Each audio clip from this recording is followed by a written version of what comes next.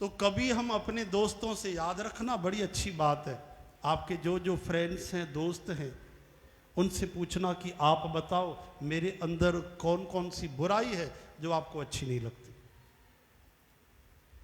समझ रहे हो ना? हरि बोल, हे हरि। अगर सच्चा दोस्त होगा आपको तो पूछने से बताएगा कि भाई बुरा मत मानना, तेरे अंदर ये बुराई है। एक एक से पूछो, देखना कम से कम 70% तो बताएंगे नहीं। सुभाणे चई छॾियांसि मूंसां ई न दोस्ती तोड़े छॾे, भाई गुस्से वारो आहे ॾाढो, चिड़ी वेंदो आहे, चई छॾियांसि तूं चंडरो आहे 1 नंबर जो। हाँ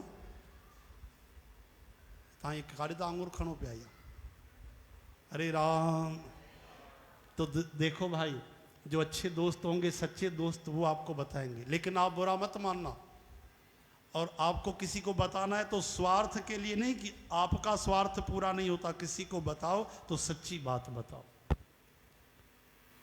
तो आप अपनों से, दोस्तों से, परिवार वालों से बिठाकर उनको पूछो कि आप बताओ मेरे अंदर वो कौन सी बात है जो आपको अच्छी नहीं लगती। और केवल सुननी नहीं, ध्यान देना है, सोचना है पहले कि वाकई मेरे अंदर ऐसी बात है जो दूसरों को दुख पहुंचाती है, कष्ट देती है, वो मैं बात छोड़ दूं, उसका मैं त्याग करूं। मां भी पुछंदोमान बाबा जन को पोइ एकांत में, चओ हरे राम, तव्हांजे साम्हूं न ॿुधाईंदा आहिनि। श्री कृष्ण गोविंद।